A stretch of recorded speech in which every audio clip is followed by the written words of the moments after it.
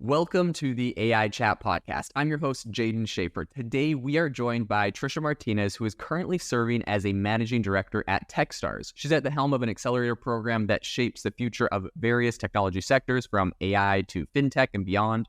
Before her role at Techstars, Tricia was a White House Presidential Innovation Fellow at the Department of Energy, where she was instrumental in steering innovation and AI strategies at a federal level. A serial entrepreneur with a global perspective, Tricia is passionately committed to leveraging technology and AI to tackle some of the most pressing challenges today. Welcome to the AI Chat Podcast, Tricia. Oh my gosh, what a nice intro. Thank you so much. I'm so happy to be here. Great to have you on. For those that don't know, I actually met Tricia a little while back at the AI4 conference. She was speaking on a panel about AI and venture capital, and she had some amazing points. I was like, oh my gosh, we got to get her on the podcast to talk about your perspective and what you're seeing. I would love to kick it over to you, and maybe you can tell everyone a little bit about, first off, I'm sure people are a little bit curious about kind of your journey into the world of technology and innovation and kind of what, like at the very beginning, kind of sparked your interest to get into this in the beginning. Have you ever wanted to start your own podcast? I record and publish podcasts on a platform called Spotify for Podcasters, and I absolutely love it. Essentially, you can upload from your phone or computer, and it distributes to every platform that plays podcasts. They support video podcasts, and you can make money on the platform with ads or even podcast subscriptions, something that has made my life so much easier as a podcaster. So if you're interested, I highly recommend you give it a try. You can download the Spotify for Podcast app, or go to spotify.com/podcasters to get started on your podcast today.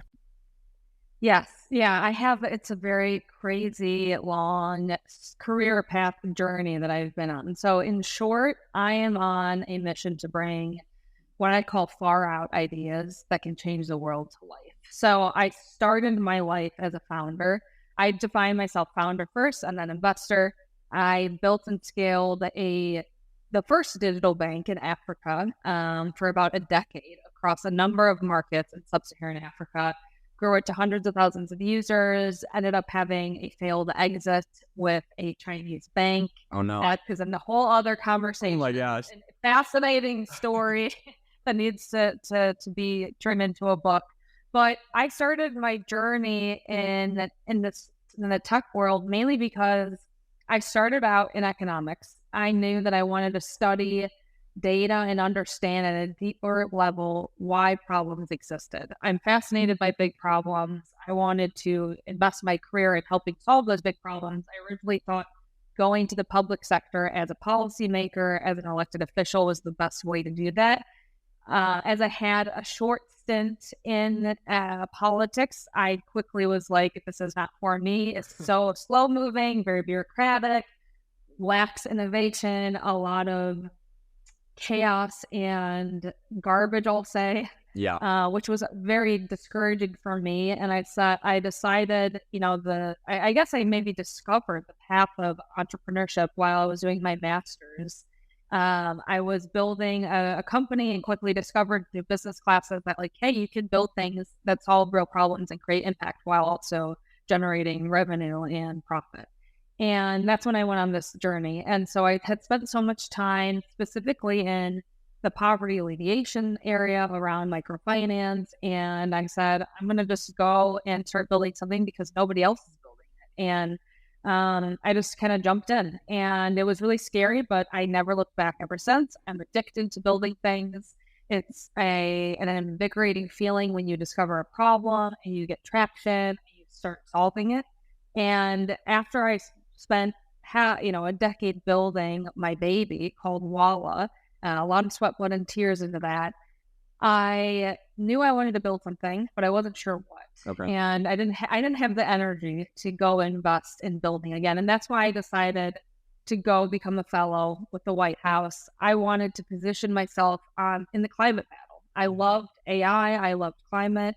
I wanted to figure out what I could build to help move the needle on this very massive challenge we were up against. And so I guess serendipitously, I ended up falling back into Techstars because while I was a fellow at the Department of Energy working across our 17 national laboratories, the largest national lab was launching a Techstars, and they said, hey, come and build this for us and go invest in these awesome AI deep tech companies. So I kind of went full circle, public to private, back to public, back to private. Okay.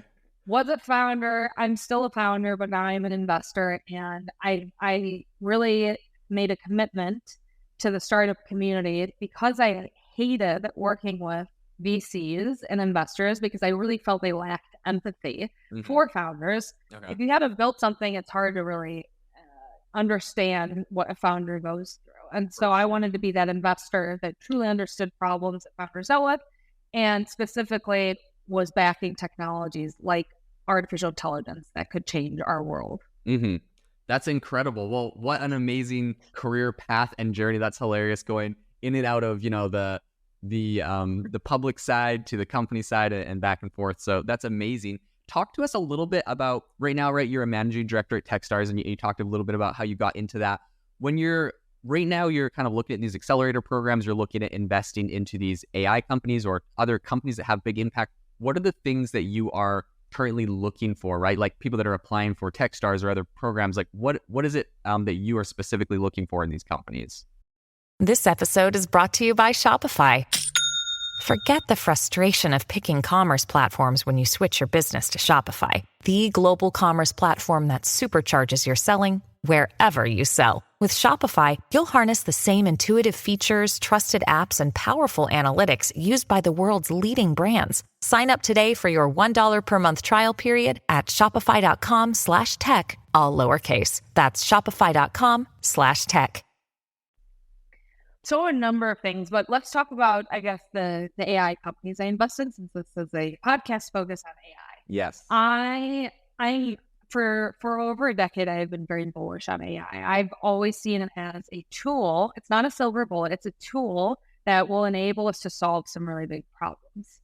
And when I look at companies, I first begin by defining a thesis. And there are a number of areas that I care a lot about, because I see them as being instrumental to solving problems, but it's also because the market is moving in this direction. So for this Techstars Chicago AI accelerator that I run, I wanted to find great companies across climate tech, across health tech, across biotech, fintech, human resources, education. I wanted to find founders that were using AI as a tool to address some of the big problems that exist within those industries. And so that's first and foremost, identifying the thesis and then going hunting down the ecosystem to find great founders building in those domains.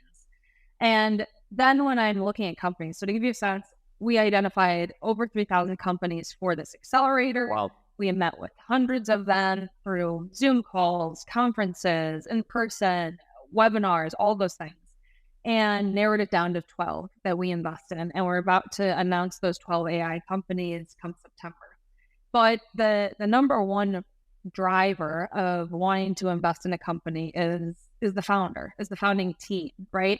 I want to see that this team has what it takes to build this and is super gritty and passionate and is willing to do whatever it takes to build that technology, get it to market, and solve the big problem.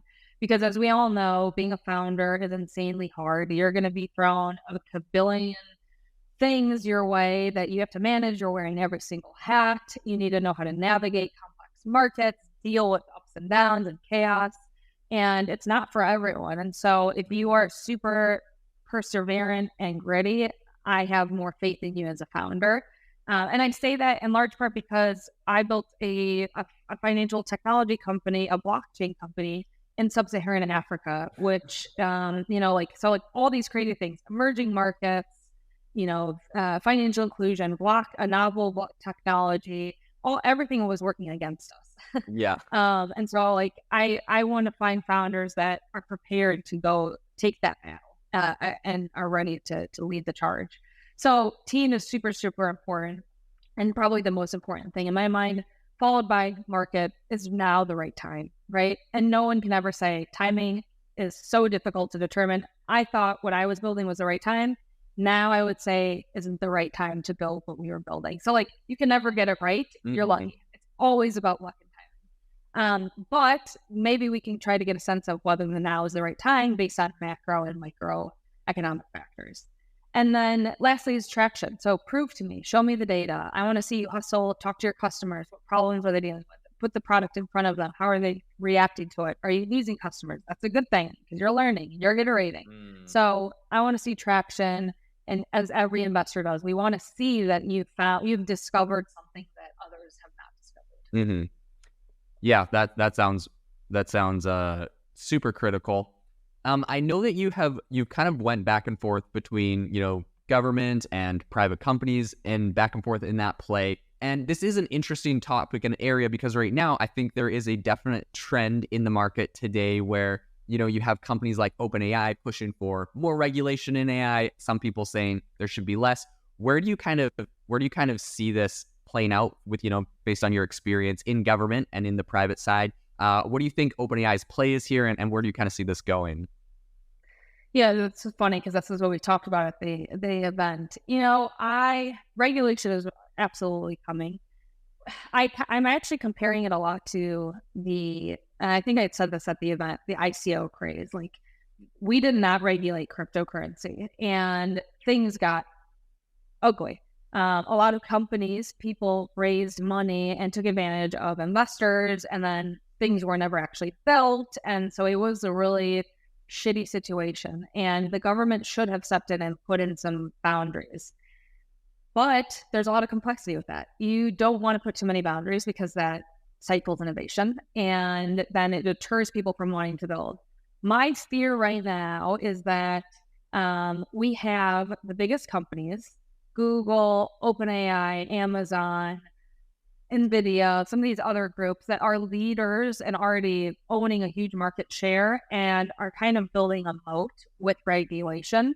Mainly OpenAI, based on the things that they're saying and how they're leading this cause or the charge forward, but they want regulation because it enables them to have a moat and to protect their market share. That's really shitty for founders and for other innovators who want to build. And so playing into that is open source. We want to create open ecosystems so more companies, founders, technologists can build, we can learn, we can solve big problems.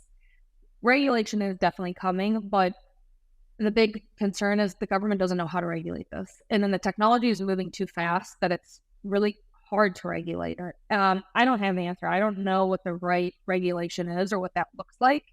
I do know the government does need to step into an extent. And I do, I said before, I call bullshit on OpenAI. They are not doing this to benefit the AI community. They're doing it to benefit themselves. TIAA is on a mission. Why? Because 54% of Black Americans don't have enough savings to retire. So in collaboration with big-name artists like Wyclef Jean, TIAA released Paper Right, new music inspiring a new financial future. With 100% of streaming sales going to a nonprofit that teaches students how to invest. Stream Paper Right now and help close the gap. Yes. Yeah. And I think that is a perspective that is shared by some, although there's a lot of people that, have some pushback on that, because like you said, it is a difficult balance, right? People are like, yes, we need regulation. How much? And so right now, if OpenAI is pushing it for it, it's one of the few, then everyone kind of that is in that camp jumps on that bandwagon. So it will be interesting to see where it goes. You kind of talked about comparing this a little bit to what happened with crypto. And I know you have a very deep understanding of this, right? You built a blockchain company for 10 years. Talk to me a little bit about comparing kind of like the last hype cycle, which was this crypto idea, and then what's happening with AI today. Do you see this as like an AI bubble? How do you see this compared to previous cycles we've seen? There's so much garbage right now. It's crypto bros turned AI bros. I'm not kidding. It makes me sad because so when I was building my company, at the start we were looking at AI. Before AI was a buzzword, we built blockchain not because it was a buzz, but because it was our only alternative. We couldn't get our financial product to market without a bank, and so we said, screw the banks, we will be the bank ourselves by operating on blockchain.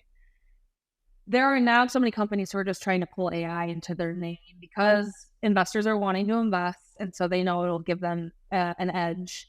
And I think at the end of the day, this is a bubble, and so I think the buzz and the chaos around it will end up quieting down and it'll start disappearing.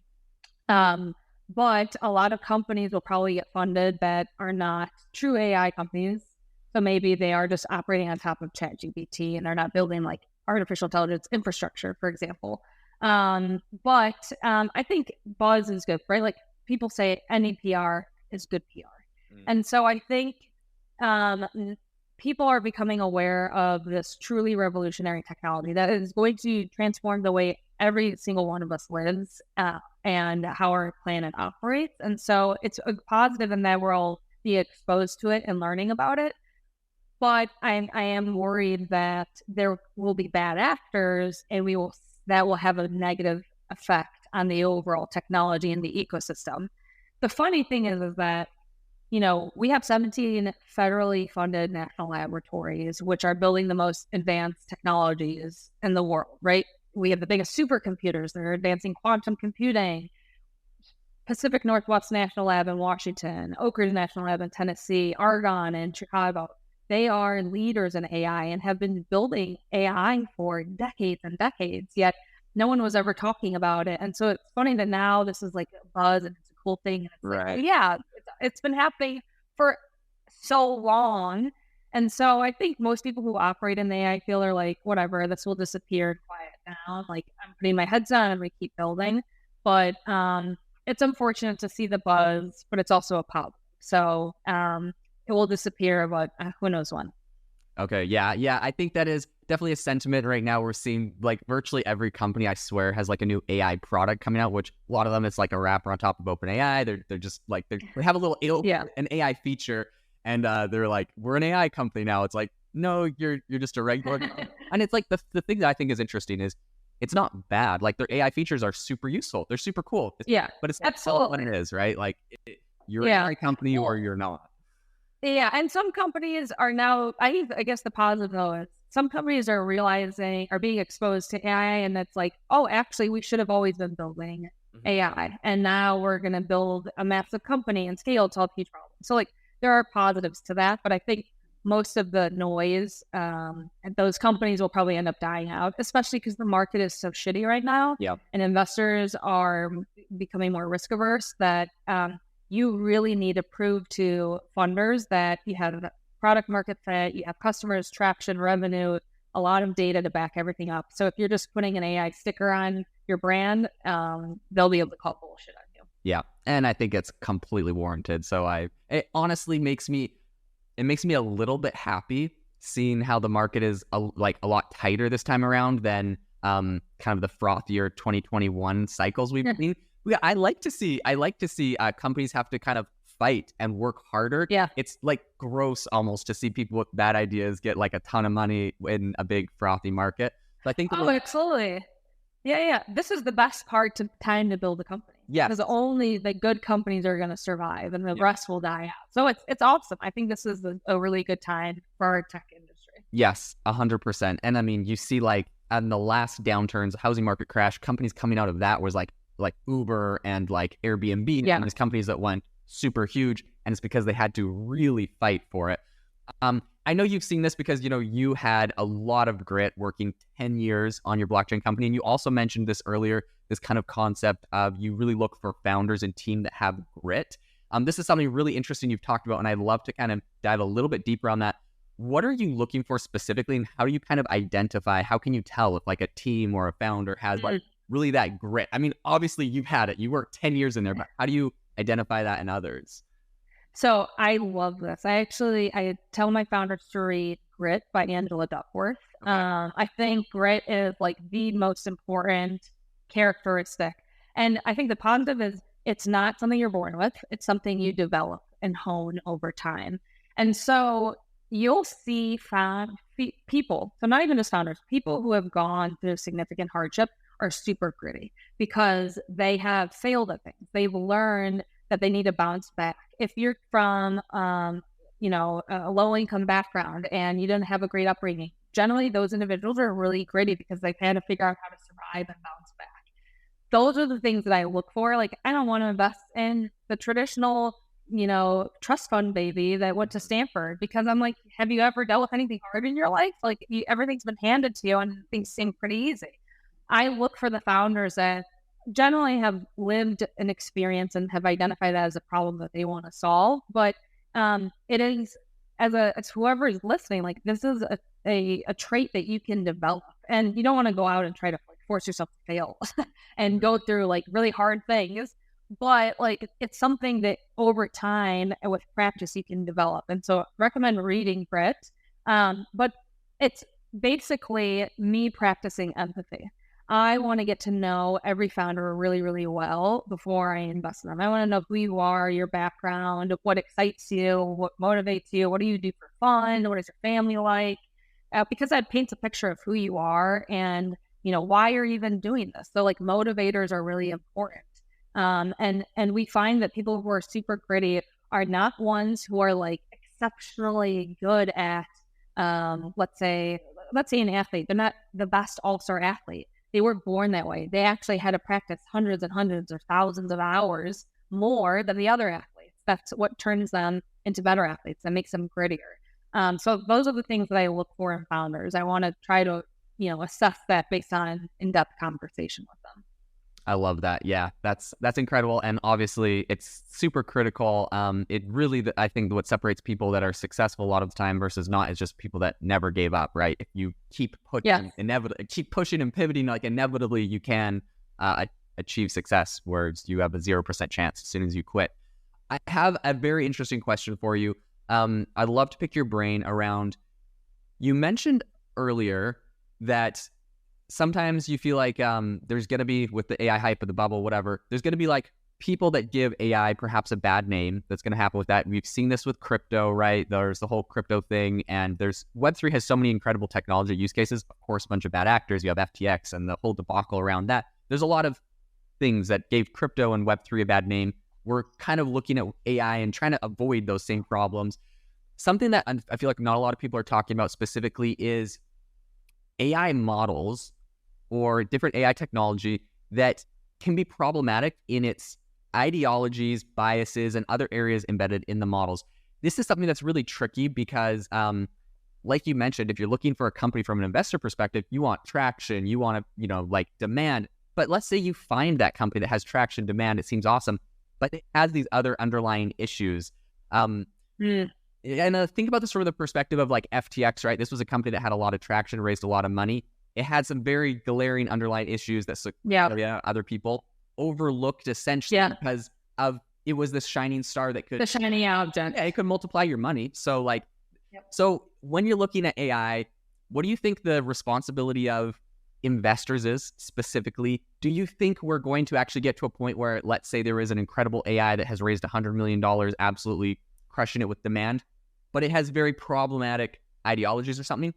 Do you think we're going to see those same things catapulted to number one in the AI space? And how do we use this?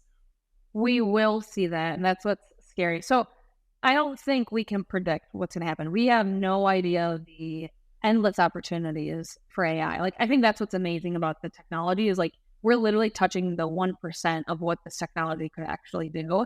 And so we don't know what we don't know. And while I would say, yes, it's an investor's responsibility to invest in things that aren't going to cause harm to people or create deeper problems in the ecosystem, a lot of investors don't know right now, like what's going to happen to OpenAI in the future. They could become a horrible organization. Their AI could develop and maybe they're building adversarial AI, right? Like there are so many things that we just can't predict. And that's the point of regulation, and also having, nonprofit organizations that are AI watchdogs that are trying to build more systems around how we build the ethics around AI. Thinking about bias as well. Who are the people building these AIs? Generally white males, and so it's leaving out a large, part of our population and their representation, and that's a bad thing. It doesn't mean it's turning into a horrible situation yet, but we need to get ahead of it and prepare for those things. So I agree. I think that yes, we're going to see wherever there is an opportunity to make a lot of money, you will have bad actors. I think the things we need to be more concerned about for AI are what our quote unquote adversaries could be doing. Other countries who are using AI to, let's say, manipulate our system. So we have autonomous vehicles. They are, coming in with adversarial AI to change stop signs, so that like our vehicles actually don't stop, and then it's creating chaos for pedestrians and what's happening. Like little things like that are the deeper problem. I don't foresee it becoming this big scary company turning into an AI robot taking over the world. No, but there are small things that can start chipping away at our nation and our society and our systems that we need to be aware of and prepared for. Yeah, I appreciate that perspective on that for sure. Tricia, thank you so much for coming on the podcast today. You've had so many incredible insights. This has been amazing. We'll have to get you back on someday. And then someday I'm going to pick your brain on the entire story of your blockchain company you worked with, because that is incredibly interesting, and everything that happened there. If people want to find you, contact you, or find out more about the programs, Techstars and everything else you're working on, what's the best place for people to connect? Yeah, absolutely. So reach out to me on LinkedIn. My name on LinkedIn is Tricia Martínez Saab, and my Twitter is @TriciaTita. Would love to connect with anyone. Happy to answer questions. If you're a founder and you want to build and you just need more guidance or you're interested in Techstars, please reach out. Always available. Thank you so much. Will do. And for all of the listeners, thank you so much for tuning into the AI Chat podcast. We will catch you next time, and have a wonderful rest of your day.